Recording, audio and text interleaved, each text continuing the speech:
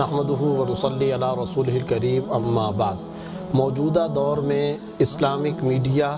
اور جدید ذرائع ابلاغ کو اسلام کی نشر و اشاعت کے لیے استعمال کرنا وقت کی اہم ترین ضرورت ہے۔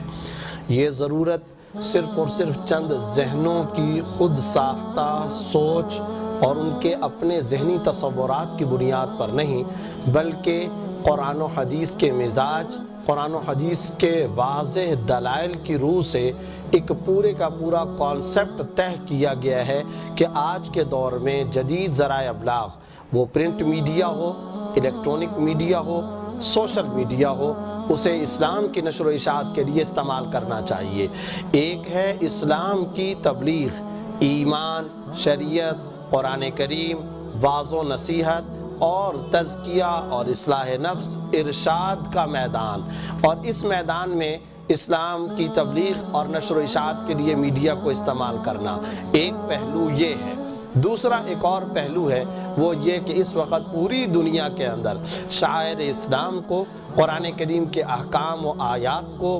جہاد فی سبیل اللہ کے قرآنی حدیث رسول کے اندر موجود شرعی تصور کو، اسی طریقے سے فرائض اور واجبات دین کو نشانہ بنایا جا رہا ہے، ٹارگٹ کیا جا رہا ہے۔ اغیار تو کر ہی رہے تھے، ان کا تو میدان ہی یہی ہے، معرکہ حق و باطل میں باطل نے اپنا کردار ادا کرنا ہے، وہ ابتدائے آفرینش سے کرتا ہوا چلا آ رہا ہے۔ لیکن دکھ کا مقام، افسوس اور صدمے کا پہلو یہ ہے کہ ان اغیار اور کفار اور اہل باطل کی سازشوں اور ان کی طرف سے میڈیا کے زبردست اور بھرپور استعمال کے بعد ہمارے وہ مسلمان جو سادہ لوح تھے، جن کا دینی علم اتنا زیادہ مضبوط نہیں تھا اور جو اسلام اور دین کے ساتھ امام مسجد کی جمعے کی تقریر کی حد تک تعلق برقرار رکھے ہوئے تھے، وہ جن کا اسلام کے ساتھ صرف اس حد تک تعلق تھا کہ وہ کبھی کبھار مسجد کے اندر چلے جایا کرتے ہیں، کسی اللہ والے کی کوئی بات ان کے دل کے اندر پڑ جایا کرتی ہے، ان کے کانوں کے اندر اذان کی آواز چلی جایا کرتی ہے، مسجد سے کوئی دین کی بات ان کو پہنچ جایا کرتی ہے، کوئی تبلیغ، کوئی دعوت کے میدان، کوئی اللہ والا، کوئی عالم دین سر راہ کہیں مل گیا، ان سے کوئی دین کی بات سن لی۔ ایسے سادہ لوگ مسلمان بھی ایسے اغیار اور اہل باطل کی سازشوں کے اندر آئے ہیں، زہریلے ٹیکے ان کو لگے ہیں اور اس طرح کے انجیکشن ان کو لگائے گئے ہیں کہ اب دین کے بہت سارے احکام ان کی نظروں میں مشکوک ہو گئے ہیں۔ احکام شریعت کو مشکوک بنا دیا جائے، جہاد کا تصور ہو، رسول اللہ صلی اللہ علیہ وسلم کی سیرت طیبہ کے اندر قتال کا تصور ہو، اسی طریقے سے حدود و تعزیرات کا سلسلہ ہو، نظام اسلامی کو قائم کرنے سے متعلق احکام ہو، خلافت سے متعلق احکام ہو، اسی طریقے سے خواتین کے پردے سے متعلق احکام ہو، فحاشی اور عریانی کے خاتمے سے متعلق قرآن و حدیث کا تصور اور مزاج ہو،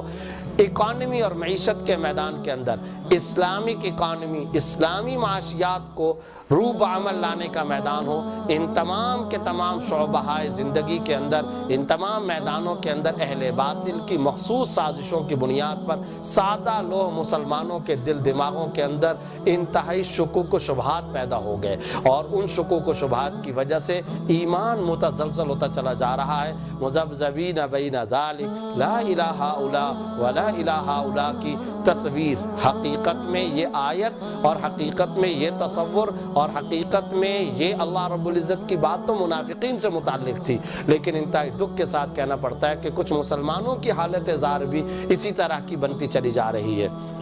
جب یہ حالات ہوں اور اسلام کے احکام کو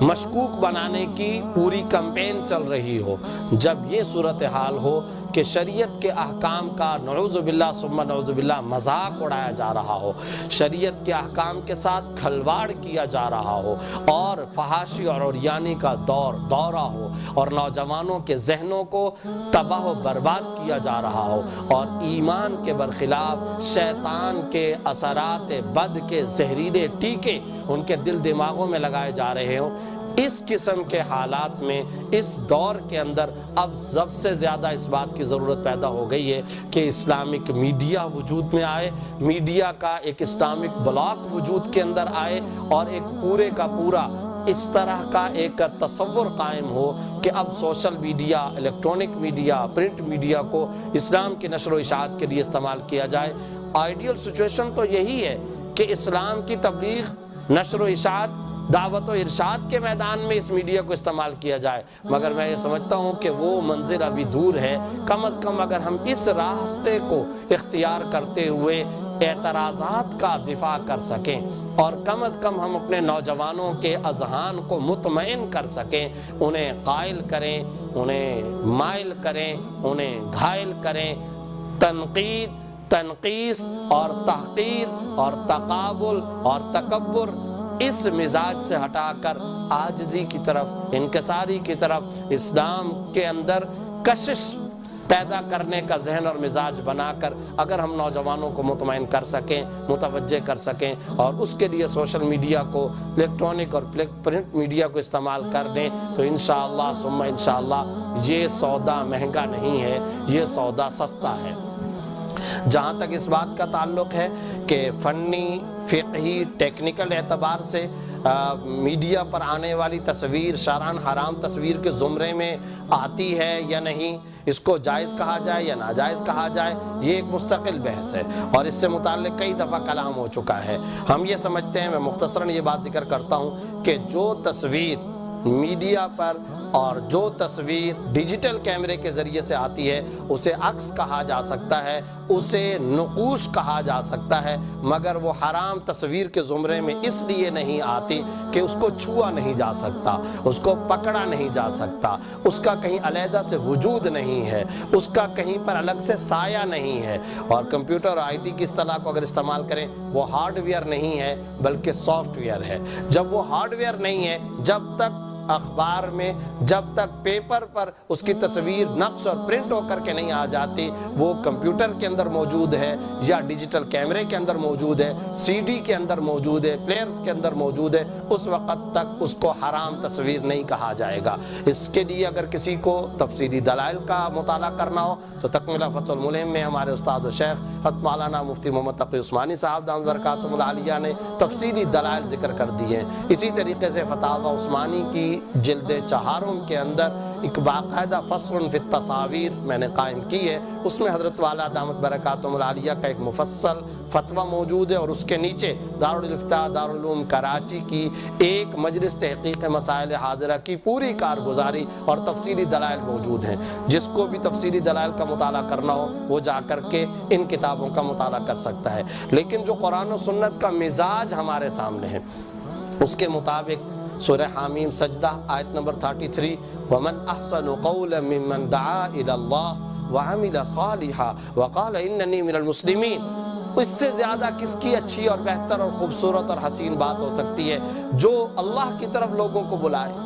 اور عمل صالح کرے اور وہ یہ کہے کہ میں مسلمانوں میں سے ہوں، میں اللہ کے فرما بردار اور اطاعت شعار بندوں میں شامل ہوں۔ یہاں اللہ رب العزت یہ فرما رہے ہیں دنیا میں سب سے سچی بات اس کی ہے، سب سے اچھی بات اس کی ہے، سب سے بھلی بات اس کی ہے، کیونکہ وہ اللہ کی طرف انسانوں کو بلا رہا ہے۔ تو اگر ان ذرائع ابلاغ کو استعمال کرتے ہوئے اللہ کی طرف انسانوں کو بلایا جائے، اس سے زیادہ بہتر، شاندار، عمدہ اور اعلیٰ کام کیا ہو سکتا ہے۔ اسی طریقے سے اللہ رب العزت نے سورہ نور آیت نمبر 19 کے اندر فرمایا ان الذین یحبون ان تشیع الفاحشہ، وہ لوگ جو فحاشی اور عریانی کو پھیلانا چاہتے ہیں ان پر اللہ رب العزت کی دنیا اور آخرت کے اندر لعنت ہو۔ یہ اللہ رب العزت فحاشی اور عریانی پھیلانے والے اور اعلیٰ درجے کا قول اختیار کرنے والوں کے درمیان میں خط امتیاز کھینچ رہے ہیں،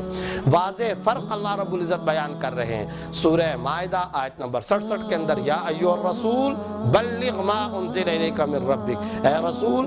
جو کچھ اللہ رب العزت کی طرف سے آپ کو وحی کے طور پر بھیجا گیا ہے آپ اسے پہنچا دیجئے۔ اب اس وقت دنیا کے سارے انسان میڈیا ضرور استعمال کر رہے ہیں، کسی بھی قسم کا، یا وہ پرنٹ میڈیا استعمال کر رہے ہیں یا الیکٹرانک میڈیا استعمال کر رہے ہیں یا وہ سوشل میڈیا استعمال کر رہے ہیں۔ اب 2 قسم کے گروپ وجود میں آ چکے ہیں۔ ایک گروپ وہ جو فحاشی اور عریانی کا راستہ اختیار کر رہا ہے، قرآن کریم کے اندر اللہ رب العزت نے سورہ نور کی آیت نمبر 19 میں فرما دیا ان کی وجہ سے عذاب آئے گا، ان کی وجہ سے غضب خدا اترے گا، ان پر دنیا اور آخرت میں اللہ کی لعنت ہو۔ اور دوسری طرف ایک گروپ وہ ہے جو اللہ کی طرف انسانوں کو بلا رہا ہے، میڈیا کا وہ گروپ اور وہ طبقہ جو انسانوں کو اللہ رب العزت کی طرف دعوت دے رہا ہے، اسلام اور دین، قرآن و شریعت کی طرف بلا رہا ہے، ان کے بارے میں اللہ رب العزت نے فرمایا ان کی بات سب سے بھلی ہے، ان کی بات سب سے سچی ہے، ان کی بات سب سے زیادہ عمدہ اور شاندار ہے،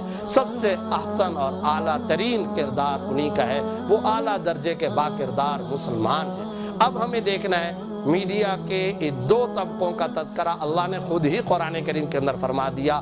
آج ہمارا شمار کون سے طبقے کے اندر ہوتا ہے؟ ہمیں چاہیے کہ ہم اللہ رب العزت کی طرف انسانوں کو بلانے والا جو میڈیا کا طبقہ ہے، ہم اپنا شمار اس کے اندر رکھیں۔ بہترین ہے وہ نوجوان جو انسانوں کو اللہ کی طرف بلا رہے ہیں۔ اللہ مجھے اور آپ کو اس کی توفیق عطا فرمائے۔ وآخر دعوانا ان الحمد للہ رب العالمین۔